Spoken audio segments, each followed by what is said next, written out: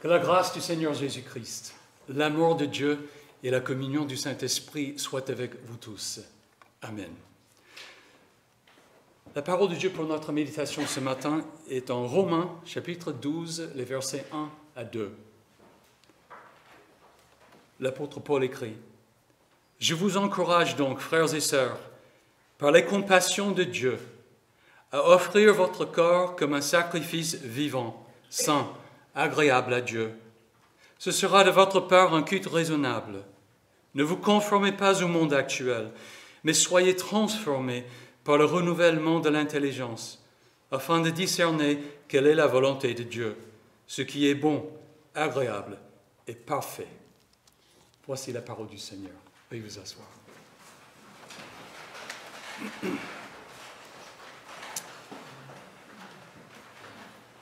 Le dimanche de mon installation en tant que votre pasteur, il y a 7 ans, nous avons médité la grâce de Dieu, sa faveur imméritée accordée en Jésus-Christ.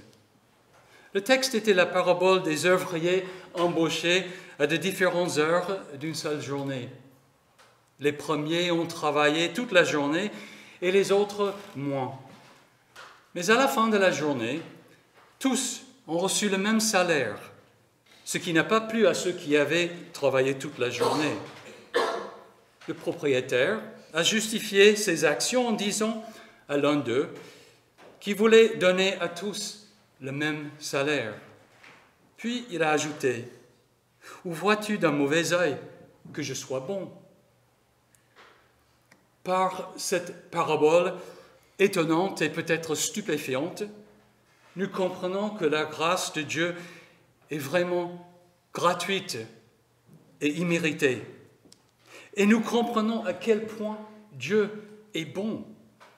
Paul en fait le point dans sa lettre aux Romains. Tous ont péché et sont privés de la gloire de Dieu, et ils sont gratuitement déclarés justes par sa grâce, par le moyen de la libération qui se trouve en Jésus-Christ. Puis Paul développe longuement la bonté et la grâce de Dieu dans sa lettre aux Romains. Mais il le fait en poursuivant un but précis. C'est pour conduire des hommes de toutes les nations à l'obéissance de la foi. C'est-à-dire, l'apôtre Paul a pour mission de nous annoncer l'Évangile afin que nous croyions en Jésus-Christ et que nous mettions en pratique tout ce qu'il nous a enseigné. En effet, l'Évangile est la puissance de Dieu pour le salut de toute personne qui croit. Et le salut effectue une vie nouvelle, nous fait passer de la mort à la vie, de la puissance de Satan à la lumière de Jésus-Christ. C'est la vie à laquelle vous êtes appelés, l'obéissance de la foi, une vie dans laquelle vous vous offrez avec joie à Dieu en sacrifice vivant.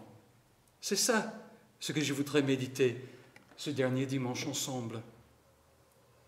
Je vous encourage donc, frères et sœurs, par les compassions de Dieu, à offrir votre corps comme un sacrifice vivant, saint, agréable à Dieu. Ce sera de votre part un culte raisonnable. Ne vous conformez pas au monde actuel, mais soyez transformés par le renouvellement de l'intelligence, afin de discerner quelle est la volonté de Dieu, ce qui est bon, agréable et parfait. Tout commence par les compassions de Dieu, c'est-à-dire sa grâce. Remarquons 3 des compassions de Dieu que Paul présente dans cette lettre. La première est sa grâce. Bien qu'Adam nous ait tous séparés de Dieu, de sorte que par nature, nous soyons tous ennemis de Dieu, des rebelles qui agissent volontairement contre Dieu, Dieu a donné son Fils afin de nous réconcilier avec lui-même. Jésus s'est offert en sacrifice pour nous tous. Il a vécu une vie parfaite à notre place et a subi les conséquences de tout le mal que nous avions fait et faisons toujours. La deuxième compassion de Dieu est le don de l'Esprit. Dieu ne nous dit pas « débrouillez-vous », il met en nous son esprit. C'est par son esprit que nous faisons mourir les manières d'agir de la nature propre. C'est l'esprit qui rend témoignage à notre esprit que nous sommes enfants de Dieu, qui intercède pour nous et qui est l'avant-goût de l'héritage qui nous est réservé. Le salut n'est donc pas quelque chose que nous devons réaliser, mais que Dieu réalise d'A à Z. Et la dernière compassion est la grande patience de Dieu. L'histoire d'Israël montre à quel point Dieu attend que l'homme qu'il a créé à son image, mais qui se rebelle contre lui, se réveille et retrouve le bon sens. Dieu est plein de compassion pour nous. Il est prêt à nous pardonner et à nous réconcilier avec lui, quel que soit notre péché. Ses compassions sont presque sans limite. Vu les compassions de Dieu, dit Paul, offrez votre corps comme un sacrifice vivant, saint, agréable à Dieu. Reconnaissez que Dieu n'est pas seulement un législateur et notre juge. Plus que ça, il est plein de bonté et de compassion pour nous. Une compassion révélée en Jésus. Je vous encourage donc, frères et sœurs, par les compassions de Dieu, à offrir votre corps comme un sacrifice vivant, saint, agréable à Dieu. C'est bien une exhortation, une invitation, non pas un commandement ou un ordre à exécuter. Nous sommes invités et incités à nous offrir à Dieu par son amour et non pas parce que sa loi nous menace de punition. C'est un point extrêmement important. Trop de chrétiens, et de non-chrétiens aussi, vivent dans la crainte d'un Dieu vengeur, auquel ils ne peuvent pas plaire. C'est parce qu'ils portent plus d'attention sur eux-mêmes, sur leur performance en tant que bonnes personnes, que sur les compassions de Dieu. Ils prennent ainsi l'exhortation de s'offrir en sacrifice vivant pour le devoir ultime d'obéissance à Dieu, afin d'obtenir sa bénédiction. Ils retombent sous le fardeau de la loi, dans l'obligation d'être parfaits. Ils sont malheureux, même s'ils le cachent aux autres. Tôt ou tard, ils sont las et abandonnent leurs efforts de plaire à Dieu ou tombent dans le désespoir. Mais Paul ne dit pas « Maintenant que vous connaissez les 10 commandements, gardez-les, sinon. » Il dit plutôt « Je vous encourage donc, frères et sœurs, par les compassions de Dieu, à offrir votre corps comme un sacrifice vivant, saint, agréable à Dieu. » Paul nous parle en tant que personnes qui ont été déclarées justes devant Dieu par la foi en Christ. Cela ne signifie pas que nous sommes sans loi, mais que la loi n'est pas ce qui nous motive. La fonction de la loi est d'exposer notre péché, afin que nous puissions le fuir avant qu'il ne nous tue. C'est pourquoi la loi est bonne. Pourtant, elle ne nous donne pas le pouvoir de vivre comme Dieu le veut. Seul le Saint-Esprit peut le faire. Le Saint-Esprit se sert de l'Évangile, la bonne nouvelle de la victoire en Christ, pour nous transformer. L'homme nouveau, dirigé par l'Esprit de Dieu, n'a pas besoin d'être battu par la loi. Ça, c'est pour le vieil homme. Le nouvel homme est motivé par les compassions de Dieu. Offrir notre corps comme un sacrifice vivant est donc une réponse de gratitude envers Dieu pour son grand amour et bonté. En fait, ce n'est qu'alors que notre obéissance plaît à Dieu et a une valeur réelle dans le monde. Alors, comment offrir notre corps comme un sacrifice vivant à Dieu.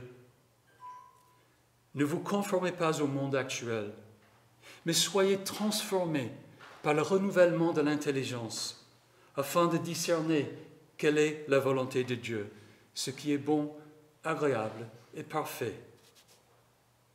Il y a là deux choses. D'abord, ne vous conformez pas au monde actuel. Conformer signifie adapter quelque chose à une forme ou à un moule. Paul dit alors, ne laissez pas le monde vous façonner à son image, vous marteler dans la forme qu'il souhaite que vous ayez, comme des pièces sur une chaîne de montage. Cette forme n'a rien à voir avec Dieu, elle est même contre Dieu. Selon la forme de ce monde, vous êtes votre propre Dieu. Vous déterminez le bien et le mal pour vous-même. Mais Paul a déjà exposé le résultat de cette approche-là. Comme ils n'ont pas jugé bon de connaître Dieu, Dieu les a livrés à leur intelligence déréglée, de sorte qu'ils commettent des actes indignes. Et bien qu'ils connaissent le verdict de Dieu, déclarant dignes de mort les auteurs de tels actes, non seulement ils les commettent, mais encore ils approuvent ceux qui agissent de même. Au lieu de nous laisser conformer à ce monde, Paul nous exhorte à nous laisser transformer par le renouvellement de notre intelligence. Vous comprendrez ce qu'il veut dire si je vous dis que le mot qu'il a utilisé pour transformer est la racine de notre mot métamorphoser. Nous devons subir une transformation extrême dans notre façon de penser, un renouvellement de l'intelligence, tout comme une chenille se métamorphose en papillon. Nous avons besoin d'une intelligence reprogrammée. Alors, Paul écrit, l'homme naturel n'accepte pas ce qui vient de l'Esprit de Dieu, car c'est une folie pour lui. Il est même incapable de le comprendre parce que c'est spirituellement qu'on en juge. Le renouvellement de notre intelligence se produit lorsque le Saint-Esprit commence à vivre en nous lors de notre baptême. Lui nous permet de comprendre et d'appliquer la parole de Dieu dans notre vie. Autrement, la parole de Dieu reste mystérieuse et obscure, car elle parle des réalités spirituelles que le monde naturel ne comprend pas. Du coup, cette métamorphose, le renouvellement de l'intelligence est l'œuvre du Saint-Esprit. En faisant confiance au Christ et en demeurant dans sa parole, le Saint-Esprit nous l'a fait comprendre et nous permet de devenir des personnes spirituelles qui voient le monde du point de vue de Dieu. Lorsque cette transformation commence à se produire, nous pouvons offrir notre corps comme un sacrifice vivant. Cela signifie simplement que nous nous offrons à Dieu comme des instruments pour faire sa volonté dans le monde. Paul a déjà dit plus tôt dans cette lettre, ne mettez plus vos membres au service du péché comme des instruments de l'injustice, mais au contraire, livrez-vous vous-mêmes à Dieu comme des morts revenus à la vie et mettez vos membres à son service comme des instruments de la justice. Dieu est notre Créateur. Alors notre corps lui appartient en dépit des prétentions du monde. Mais lorsque nous offrons notre corps à Dieu, lorsque nous donnons libre cours au Saint-Esprit, lorsque la parole de Dieu guide notre intelligence, nous sommes comme un sacrifice vivant, une personne entièrement consacrée à Dieu. Et répétons que nous ne le faisons pas par contrainte ou par crainte, mais parce que nous avons expérimenté les compassions de Dieu, son amour pour nous en Jésus-Christ. Nous ne pouvons pas faire autrement. Paul le dit le mieux, c'est que l'amour de Christ nous presse, parce que nous sommes convaincus que si un seul est mort pour tous, tous sont donc morts, Et s'il est mort pour tous, c'était afin que ceux qui vivent ne vivent plus pour eux-mêmes, mais pour celui qui est mort et ressuscité pour eux. C'est ça, notre culte raisonnable. Nous vivons grâce à Christ et nous vivons pour Christ. Vivre pour Christ, lui offrir un culte raisonnable, à quoi ça ressemble? La lettre se poursuit ainsi. Par la grâce qui m'a été donnée, je dis à chacun de vous de ne pas avoir une trop haute opinion de lui-même, mais de garder des sentiments modestes, chacun selon la mesure de foi que Dieu lui a donnée. En effet, de même que nous avons plusieurs membres dans un seul corps, et que tous les membres n'ont pas la même fonction, de même, nous qui sommes plusieurs, nous formons un seul corps en Christ, et nous sommes tous membres les uns des autres, chacun pour sa part. Nous avons des dons différents, selon la grâce qui nous a été accordée. Si quelqu'un a le don de prophétie, qu'il exerce en accord avec la foi. Si un autre est appelé à servir, qu'il se consacre à son service. Que celui qui enseigne se donne à son enseignement. Et celui qui a le don d'encourager, à l'encouragement. Que celui qui donne le fasse avec générosité, celui qui préside avec zèle, et que celui qui exerce la bienveillance le fasse avec joie. N'est-il pas intéressant que le premier résultat d'avoir offert notre corps comme un sacrifice vivant est la place de l'individu dans le corps de Christ? Les anciens Romains et Grecs étaient aussi occupés par la richesse personnelle, par le pouvoir personnel et le plaisir personnel que n'importe quel Français aujourd'hui. Ils avaient autant de factions politiques et religieuses que nous avons maintenant. Il n'y a rien de nouveau sous le soleil. Mais en dehors de notre individualité, chacun de nous, grâce aux compassions de Dieu, est membre du corps de Christ. Le Saint-Esprit nous donne à tous des aptitudes telles que celles mentionnées pour les utiliser et dans l'Église et dans le monde que Jésus a racheté. Ayant offert notre corps à Dieu comme un sacrifice vivant, toute la vie est un acte de culte raisonnable. C'est ça l'obéissance de la foi. Mes frères et sœurs en Christ, mon ministère chez vous prend fin. Mais je ne veux pas que vous pensiez à ce qui est derrière. Je veux plutôt vous orienter vers l'avenir glorieux qui est le vôtre par la foi au Seigneur Jésus-Christ. Moi aussi, je vous encourage, frères et sœurs, par les compassions de Dieu, à offrir votre corps comme un sacrifice vivant, saint, agréable à Dieu. Ce sera de votre part un culte raisonnable. Ne vous conformez pas au monde actuel, mais soyez transformés par le renouvellement de l'intelligence, afin de discerner quelle est la volonté de Dieu, ce qui est bon, agréable et parfait.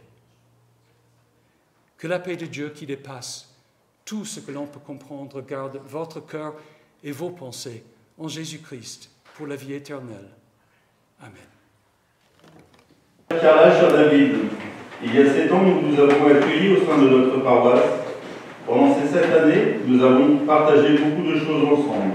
Nous avons appris à nous connaître et à nous apprécier. Nous avons aujourd'hui une multitude de souvenirs ensemble, que ce soit lors des cultes, des fêtes de paroisse, des repas, d'événements particuliers, tellement de bons souvenirs. David, nous avons eu beaucoup de plaisir à te suivre en tant que berger fidèle à la parole de Dieu. Tu as su nous diriger, nous conseiller, nous écouter. Ton engagement auprès de nous, de la paroisse, mais aussi du synode, a été entier et sincère. Quant à toi, Carla, tu es plus précieuse que toutes les pères cités dans la Bible, disponible, généreuse, attentive et souriante. Tes dons de créativité, tes bons petits plats vont nous manquer. Énumérer tous les bons moments passés ensemble serait trop long. Il n'y a pas assez de mots pour vous dire combien vous allez tous les deux nous manquer. Nous avons créé des liens fraternels. Vous êtes un frère et une sœur véritablement. Un frère et une sœur que l'on a peine à voir s'éloigner. mais dont nous sommes heureux de savoir que c'est pour une très bonne raison. Nous vous souhaitons beaucoup de bonheur auprès de votre famille. Que le Seigneur vous bénisse et vous garde dans son amour. La paroisse Saint-Pierre de Châtenay-Malabry.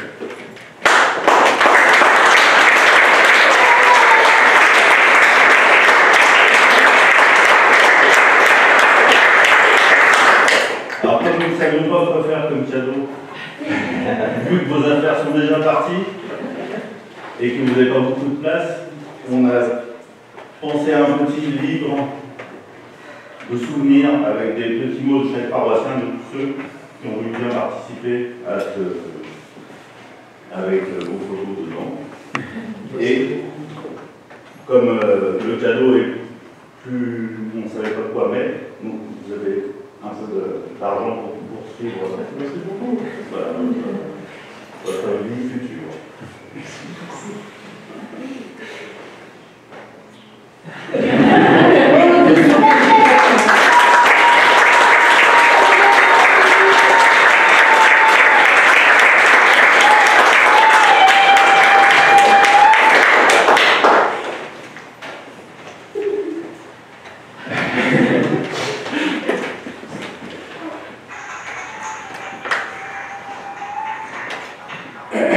C'est maintenant que ça va devenir difficile. Je dirais peut-être encore plus, un peu plus tard.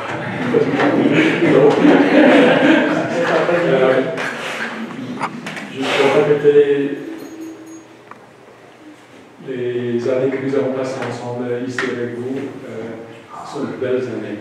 Et nous allons toujours nous souvenir de vous et regretter notre départ, bien sûr. On est tiré entre deux choses, le bonheur de retrouver notre famille au Canada et la tristesse de vous quitter.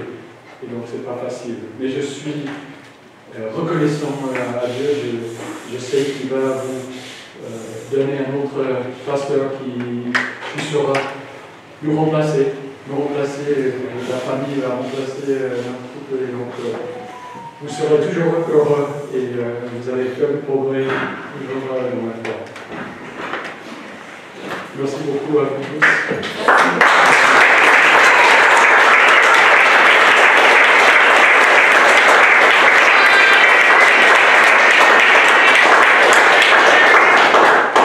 Et puis c'est prévu un repas. Et un apéritif.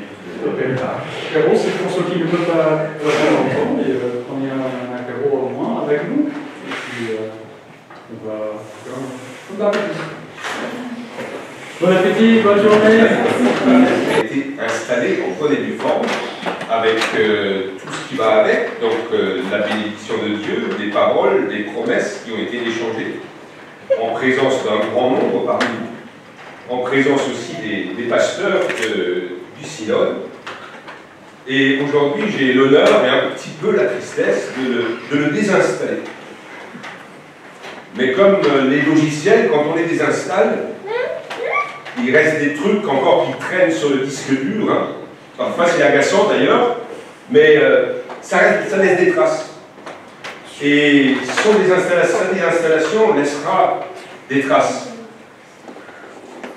Et comment? Et pas de contraire.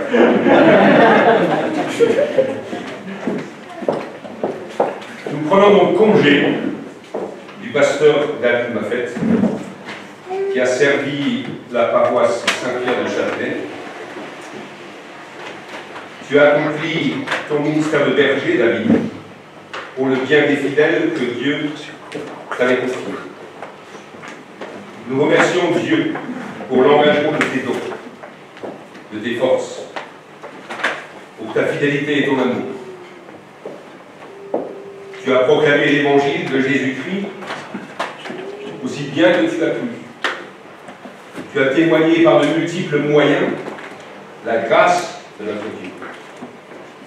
Ici dans cette église, ailleurs aussi, quand tu es intervenu encore au Togo, en Poitou, parfois ici et là dans d'autres paroisses de l'église. et chaque fois quand tu étais au domicile de nombreux frères et sœurs. Tu as aussi porté la responsabilité de la région de Paris-Poitou, en tant que président de la région Paris-Poitou. Tu as bien voulu endosser aussi le rôle, la fonction de conseiller synodal, et même cette fonction un petit peu ingrate de secrétaire synodal. C'est mon secrétaire préféré. Les travaux d'un pasteur, vous le savez, ne frappent pas toujours les regards. Ils frappent les regards le dimanche matin, quand il se présente à vous. Parfois, quand il se présente en privé à vous aussi. Quand il y a des réunions, des formations théologiques, j'ai oublié, là aussi, tu as œuvré. Il y a beaucoup de choses qui se font dans l'ombre et dans la prière, dans la sueur et parfois dans les larmes aussi. Ça s'est pleuré à parce que vous saviez? Oui. Et comment?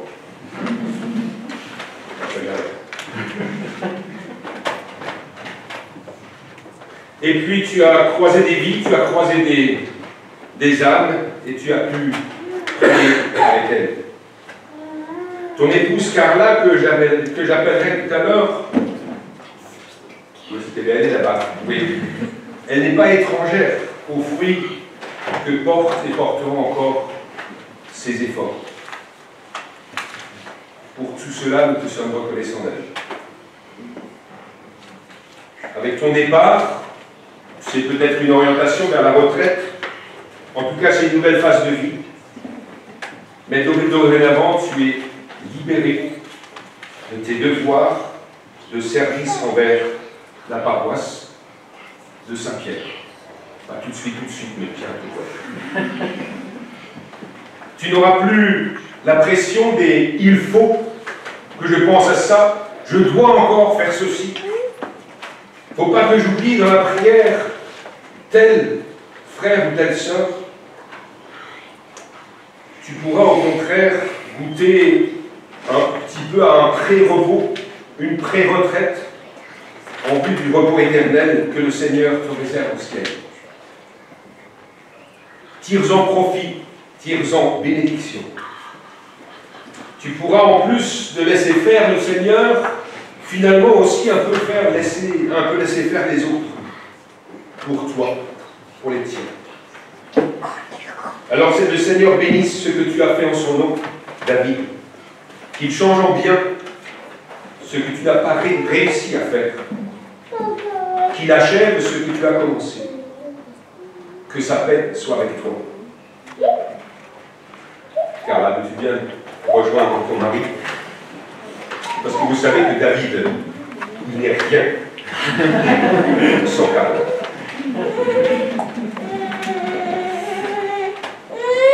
Prions le Seigneur, s'il vous plaît.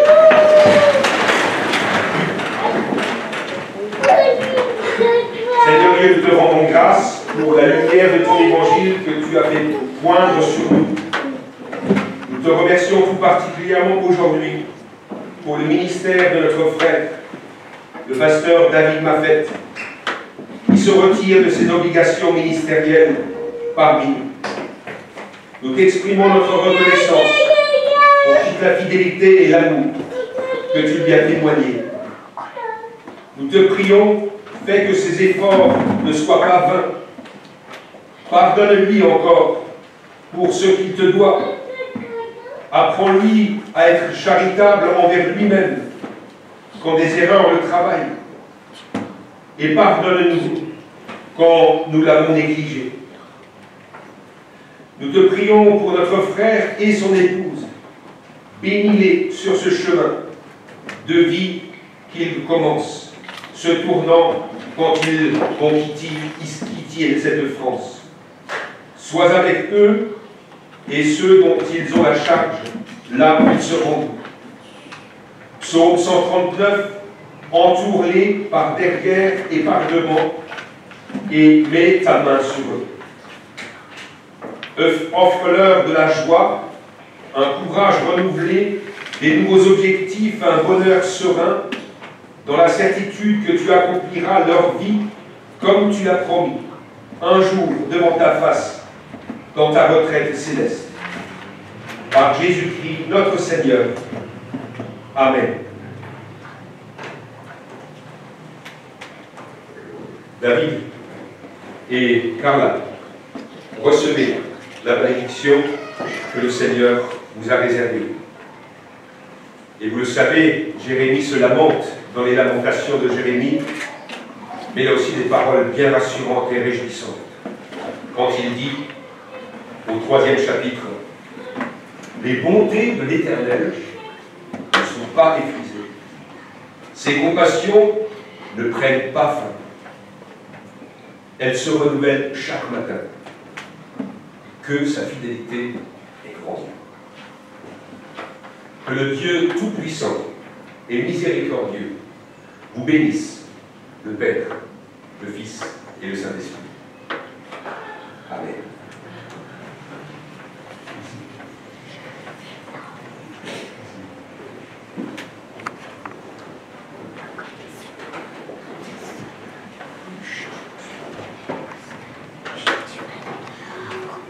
Et maintenant,